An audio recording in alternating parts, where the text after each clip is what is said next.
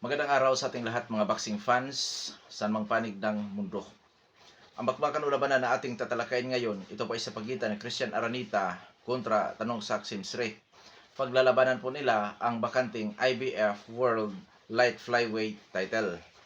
Undercard po sila sa Brian Norman kontra Jin Sasaki ngayong June 19, 2025 nagaganapin sa Ota City General Gymnasium, Tokyo, Japan. Sa bakbakang Aranita at Simsre, tayo po ay maghahayag ng sarili nating fight prediction, comparison at analysis. Na kung saan doon pa po lamang sa ating gagawing comparison, detalyado po na inyong malalaman kung saan naging liyamado, saan naging lihado itong magkabilang panig. Inaanyayahan ko rin po kayo na panoorin ang buong video mula sa comparison, prediction, fight analysis. Na kung saan po mga idol, kung inyong mapanood ang buong video, may mga posibilidad na pabor or tataliwas kayo sa aking ihahayag na prediction sa labanan na ito. Ngunit, nasa inyo pa rin po ang huling desisyon. Para po sa mga boxing fans na bago po lamang napadpad dito sa ating munting channel, inaanyayahan ko po kayo na sana suportahan po sa pamamagitan po ng pag-subscribe, like and share. At para po sa mga boxing fans na walang sawa na sumuporta, sumubaybay dito sa ating munting channel, taos puso po ako nagpapasalamat sa inyong lahat. Wala po andong sports PH kung wala rin po kayo mga idols. Simulan na natin ang ating talakayan. Dahil sa magkaroon tayo ng comparison, tatalakayin natin ang kanilang mga background mula sa kanilang physical na appearance, eksperyensya, karanasan sa laban, maging sa kanilang mga taglay-taglay na skills o mga galawan. Unahin natin ang sa panig ng rank 2 dito po sa IBF na si Tanong Sak Simsre ng Thailand. Bilang isang professional boxer, si Simsre po ay may impresibong kartada, 38 wins, with 34 wins coming by way of knockout. May isang talo, ngunit wala pa naitalang tabla. Sa kanyang nag-iisang talo, technical knockout ang kanyang sinapit. Sa ngayon, may edad ito na 24 anyos at ang height 5 foot and 3.5 inches. Reach 64.5 inches. Orthodox ang stance. Knockout ratio 89.47%. Last fight, February 22, 2025. Nakasagupa nitong si Simsre ang kapwa niya Thai fighter na si Songchai Songklod. Panalo by third round knockout si Simsre. Eksperyensya o karanasan nitong si Simsre. So magngalan po tayo ng iilan na dating nakalaban nitong si Simsre na kung saan masasabi nating nakapagbibigay ito sa kanya ng magandang karanasan. At syempre, yun namang mga kalaban mga idol na de kalidad or de kalibre, lalo na dito po sa division, sa light flyweight division. Syempre nangunguna po si Masamichi Yabuki ng Japan. Nagharap sila noong 2022 na kung saan diyan nakatikim ng talo sa kaunang pagkakataon sa kanyang professional boxing career si Simsre by 7th round technical knockout. At hindi po talaga basta-basta boksingero si Yabuki. Kasi itong si Yabuki mga idol, nag-world champion po yan. Tapos natalo siya sa kapwa niya Japanese fighter. Sa ngayon, sa kasalukuyan, itong si Masamichi Yabuki ay world champion na ulit. Oo. So, hindi po basta-basta. Kasi itong si Masamichi Yabuki, parang nakalaban yata ni si Benito Chingayan. Oo, nakataya ang IBF. Kung hindi ako nagkakamali. Diyan siya nakatikim ng... dito nakatikim si Simsre ng talo. Oo. Power puncher po yang si Masamichi Yabuki. Nakasagupa din ni Simsre itong ating kababayan na si Mel Fajardo. Noon saan itong si Mel Fajardo mga idols, nasa world ranking din po yan. Si Jonel Cabonelas na pinangalanan yan ng Angas ng Cebu. Nakasagupa yan ni Simsre. Na kung saan mas kilala si Mel Fajardo. Si Mel Fajardo tinalo po by unanimous decision. Pero napabagsak yan ni Mel Fajardo. Kaso lang hindi naging sapat yung nagawa ni Mel Fajardo mga idol. Natalo po siya sa puntusan. So ngayon, sa skills naman itong si Tanong Sak Simsre, nung napalaban ito sa di-kalibreng boksingero na katulad ni Masamichi Yabuki noong 2022, boxer puncher ang galawan niya. Pressure, defensive, brawler style, pressure style, nakipagsabayan kay Yabuki yan. At doon niya natikman ang talo by 7th round technical knockout mga idol. Ilang beses siya napabagsak din doon sa laban na yan. So ngayon, sa laban naman niya kay Mel Fajardo, napabagsak din siya ni Mel Fajardo mga idol. At doon natin nakikita na may husay sa adjustment itong Thai fighter. Kasi alam niyang malakas si Mel Fajardo eh. So ang ginawa niya, naging outboxer. Dinali niya sa labanan na pinapanatili ang distansya si Mel Fajardo. Pitik-pitik na suntok mga idol, yung in and out, moving around. Pero nagpapakawala ng mga counter, nagpapakawala ng mga jab on the combination. So, yun ang nakikita ko. So, siya ay boxer puncher. Pero, may husay pagdating po sa adjustment. Itong si Tamsak Simsre. At syempre, dahil nakatikim na ito ng technical knockout, so may kahinaan. Oo, pero matindi ang determinasyon kasi nakabawi, nakabangon. Oo, nakabangon siya. At ngayon nga, ay maging world title challenger siya ngayon sa IBF, which is bakante po yan. Maglalaban ang rank 1 at saka rank 2. Kasi pagka bakante ang titulo, parang challenger po yan, mga idols. So, yan po, itong si Tamsak Simsre. Ang posibilidad na kahinaan nito, mukha. Kasi dyan siya tinamaan ni Mel Fajardo. Talagang bagsak siya, mga idol. Napabagsak talaga siya. Kaya ang ginawa niya, dahil may husay sa adjustment, dinali niya sa puntusan itong ating kababayan. Kaya natalo itong ating kababayan sa pamamagitan po ng puntusan dahil hindi makaabot si kabayan eh. Pag suntok ni kabayan, malayo na, nakatakbo na si Simsre. Ganun kahusay din pala ang boksingerong ito. Ibig sabihin, hindi ito bastang kalaban. Isa itong talentadong boksingero, itong si Simsre. So sa panig naman ni Christian Aranita na ating kababayan, si Christian Aranita po ay may impresibong kartada, 25 wins with 20 wins coming by way of knockout, may 2 talo, ngunit wala pa na talang tabla. Sa kanyang 2 talo, isang beses ito na katikim ng referee technical decision or technical knockout. Sa ngayon, may edad ito na 30 anyos, height 5 foot and 4 inches, weight 64.5 inches, southpaw ang stance, knockout ratio 80%.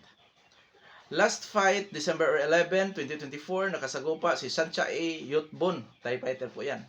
Panalo ay first round technical knockout si Aranita, schedule 1 to 8. Eksperyensya o karanasan ni Aranita, magngalan din po tayo ng mga iilan na mga boksingero dating nakalaban nitong si Christian Aranita na para sa akin nakapagbibigay din po sa kanya ng magandang karanasan. Excuse me po.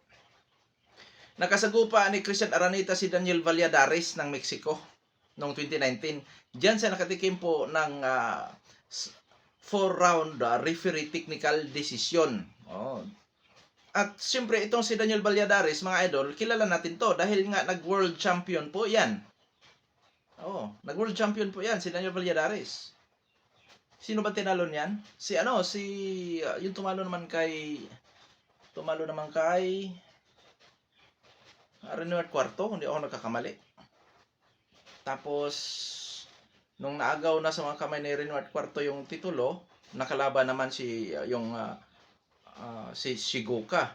Alin ba Shigoka yun? New Day ba yun? Or basta magkapatid na Shigoka, isa daw nakalaban nitong si Valladares. Natikio si Valladares. At and the rest is history. Naagaw ni Pedro Tadora ng IBF. Ayan po ang ano dyan. So, hindi po basta si Daniel Valladares kasi nga nag-world champion. Siyempre, si Severino Chinga din. Si Severino Chinga, mga idol, matagal-tagal din po yan, naging world champion. Kung hindi ako nagkakamali, may titulo din yung laban nila ni Christian Aranita. World title bout yata yun, sa IBF din. O WBO. Sa IBF yata, kasi itong si Severino sa IBF yata, nag-world champion. So, naging world title challenger na minsan itong si Christian Aranita, mga idols. Sa skills ni Christian Aranita, boxer puncher, pressure puncher style, defensive style, brawler style, counter punching style. Ngunit, sa nakikita ko sa huling laban ni Christian Aranita, isa sa huling niyang laban, mga idols, may husay na rin itong si Christian Aranita sa suntukan na kung saan pinapanatili ang distansya. At taglay nito ang hand speed, power, timing, at accuracy. Pagdating sa depensa, average. Average na din po ang depensa nitong si Christian Aranita. Pero sa mga huling laban, masasabi kong nag-i-improve nga, mga idol. May na-improve sa kanya. Yung timing, yung accuracy, ganyan. So ngayon, taglay ni Christian Aranita, ang power, timing, accuracy, hand speed. Maliksi kasi kung gumalaw itong si Aranita. Tapos bawat bitaw nito na suntok, talagang may diin, mga idols. So, Sa durability naman ni Christian Araneta, so minsan na itong natikio din o sa laban kay Valladares. Oo.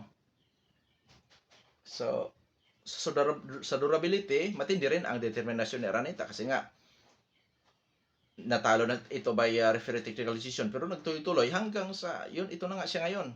Maging world title contender na naman siya. Kontra po kay Tanong Saxim 3. Labanan ito ng challenger kasi nga po ang titulo ng kanilang paglalabanan is bakante. Walang humawak. So paglabanan po yan ng nasa top ranking. Nakadepende po yan kung sino ang yung pwedeng mapalaban. Kasi by schedule yan eh. So silang dalawa. Rank 1 at saka rank 2. So magandang laban ito mga idols.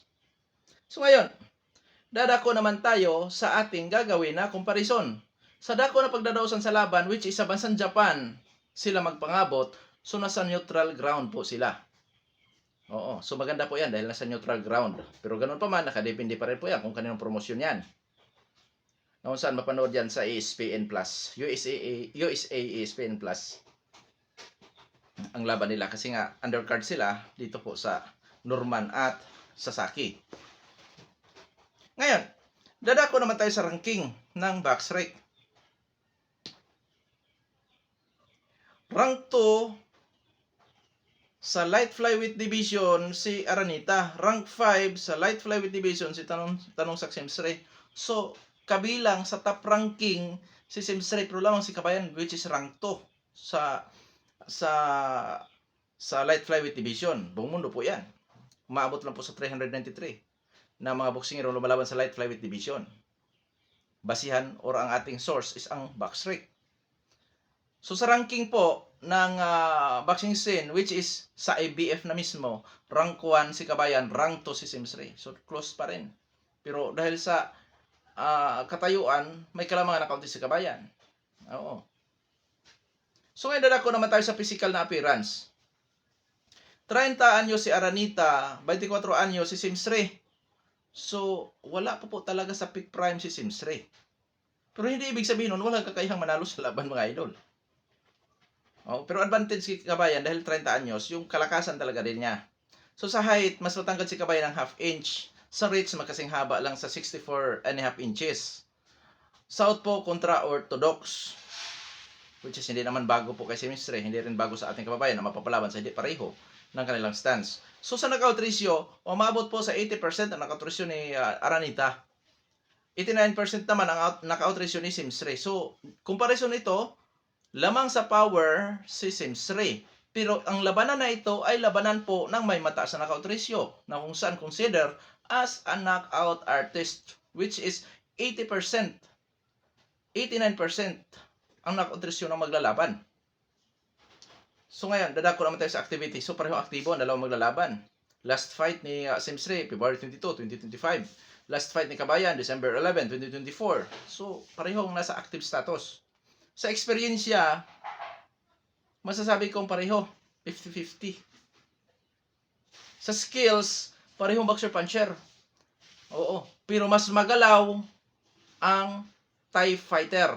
Pagdating sa depensa, mas maganda ang depensa ng Thai fighter. Oo. Mas maganda ng kaunti ikumpara sa ating kababayan. Oo, lalo na't yung kanya ipinakita sa laban kay Mil Pardo, isa yon sa aking basihan na magandang galaw niya. Na kung saan, doon natin nakikita ang husay naman niya sa adjustment. Di niya kaya si Pardo sa inside fighting, dalihin kita sa puntusan, which is papamanatili sa distansya. Oo, pero ganun pa man, parehong boxer puncher ang dalawang maglalaban. Nakadepende na po yan kung kaninong diskarte, kaninong strategy ang magiging epektibo sa labanan na ito. So Kuya Dong Sports, sinong llamado? So dito mga idol, hindi po magkakalayo ang dalawang maglalaban. Lamang ng 9% sa knockout ratio ang Thai fighter, pero sa ranking lamang naman si Kabayan. Sa skills, lamang si Kabayan sa hand speed. Oo, hindi naman skills ang hand speed. Built-in na yan. So sa skills parang boxer puncher. Lamang sa hand speed si Kabayan, pero mas mailap, mas magalaw ang Thai fighter. Kaya 50-50 ito mga idol. So, ipagpauna ko po sa inyo bilang suporta sa ating kababayan, manalo o matalo, Christian Araneta po ako dyan. Pero sa aking paghahayag ng prediction sa labanan na ito mga idols, may posibilidad na papabor ako kay kabayan or hindi. Kasi nga, ang paghayag natin ng prediction sa labanan ay patas. O, sa patas lang tayo. Wala akong papaboran. Pero siyempre, ang suporta ko ay sa ating kababayan. Manalo o matalo, dito ako kay Christian Araneta. So, prediction na tayo. Mahirap, 50-50 eh. Prediction ko po dyan, Christian Araneta by technical knockout. 1-11. Imposible hindi makakamali yan kay Christian Araneta mga idols. Kuya Dong Sports, may chance ba na hindi ma-knockout ito si Tanong Sak Simsre? Oo, dahil magalaw. Malimit yan. Pag magalaw ang kalaban mo, mahihirapan ka makapagpatama na solido. So, pabor pa rin ako sa ating kababayan na mananalo by decision. Unanimous decision, split decision. Pero hindi po yan ganun kadali ang laban kung aabot sa desisyon dahil may husay nga sa skills, isang talentado boksingero itong makakalaban ni kabayan. Which is anti-fighter nga na si Simsre. Kung mauwi ito sa puntusan, delikado din si kabayan dyan kasi hindi po basta-bastang kalaban si Simsre. Magaling po sa puntusan, sinasabi ko na yan sa inyo kanina. May husay sa puntusan. Pero yung hand speed ni kabayan, liksi ni kabayan, yun ang posible na maging maging dominante sa laban. Pero yun nga, matinding trabaho yan para sa ating kababayan kasi nga dapat hindi niya pabayaan ang puntusan. Just in case kung di niya magawang mapatulog itong kanyang katunggali. Pero sa tingin ko kayang patulogin niya ni Christian Araneta. Kailangan lang niya ng tamang timing sa mukha o sa katawan. So sa panig naman ni Simsre, posible din niyang ma-knockout si kabayan kasi nga mataas ang kanyang knockout ratio. 1-11 din po mga idol. Imposible hindi rin magkamali si kabayan dyan. Na kung sanhin ang kanyang pagka-technical knockout. So ibig sabihin, may chance ding manalo by knockout itong si Tanong Sak Simsre gamit yung kanyang liksi na yung kanyang galaw na kung saan mga idol magalaw talaga. Yung in and out, moving around, posibleng malingat si kabayan dyan, sanhin ang mapuruhan at yun na nga, dahil mataas ang knockout ratio, may tendency na ma-knockout si kabayan. Kung sa puntusan, may chance ding manalo ito. Sa madaling salita, talagang hindi ito madaling laban para sa ating kababayan kumawi sa puntusan nga. So, dito sa panig ni Simsre, ang gagawin niya dito ay magalaw. Tapos sungkit-sungkit na suntok lang. Posibleng diyan matatalo itong ating kababayan. Kung di magawa ni kabayan ang makapag-adjust kung paano ma-resolve yan. Cut sa ring. Siyempre, pero susunod, hahabulin niya ito, ikakat sa ring. Pero kailangan mag-ingat siya sa mga counter nitong Thai fighter dahil magaling din ito na counter puncher at di hamak po na malakas din ito.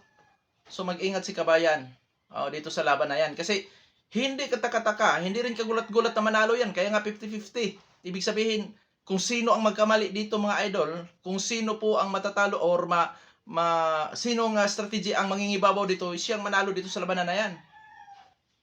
Kaya malaking pagsubok ito para sa ating kababayan dahil si Simsre po talaga ay hindi basta-basta. Sabi ko naman kanina pa, hindi po ito basta-basta. Isang talentadong boksingero yan. Na kung sa delikado nga si kabayan sa laban din na yan. Na madali sa knockoutan at kahit din sa puntusan. Lalo na may kahusayan pagdating sa depensa at opensa itong kanyang makatunggali. Sana madaan ni kabayan sa hand speed itong si Simsre mga idols. Oo, at sana hindi siya susuntok ng paisa-isa lang. Pagka makita niyang tumama siya, paluapan agad. Pagka nahilot, tuluyan na niya. Pero mag-ingat sa counter.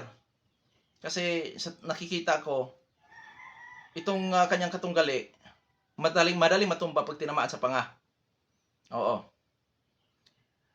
Kung sasabay dito si Tanong Sak Simsre, malaki ang chance ni kabayan na manalo sa knockout. Kung sasabay, kung sasabay talaga, kung makipagsabayan, ay delikado yan sa ating kababayan. Pero kung magtatatakbo man yan mga idol, yun nga, posibleng mahirapan si kabayan dyan. O dahil nga may husay sa opensa at depensa ito. Lalo na kung ang gagawin nito ay mag-out boxing, lalaban na kung saan pinapanatili ang distansya. Nakikita ko kasi yan sa laban ni Mel Fajardo na kung saan hindi aabot si Mel Fajardo. Hindi umaabot. Nagmumukhang mabagal si Mel Fajardo dun sa laban, mga idols. Pero nung inabot ni Mel Fajardo, napabagsak talaga niya. Malinaw. Although bagsakan naman sila. Kaya kabang-abang na laban ito at sana manalo itong ating kababayan. Dalangin din natin na manalo itong ating kababayan, mga idol. Kasi nga, ang isa nating kababayan na si Charlie Suarez na politika. Panalo na sana, natalo pa. Kasi headbutt daw. Which is hindi ako sang-ayon doon. Suntok yun. Na politika nga ang ating kababayan. Sana hindi rin ito mapolitika. Pero sa tingin ko naman, hindi siguro. Kasi neutral ground po yan. Pero yun nga lang, kung kaninong promosyon ang humawak dyan. Baka sa promosyon naman ng TIE Fighter. So, delikado din sa kabayan. So, sa laban na ito, magandang laban ito. At kabang-abang po, mga idols. Hanggang dito na lamang. Ito po ang Dong Sports PH. God bless po sa ating lahat.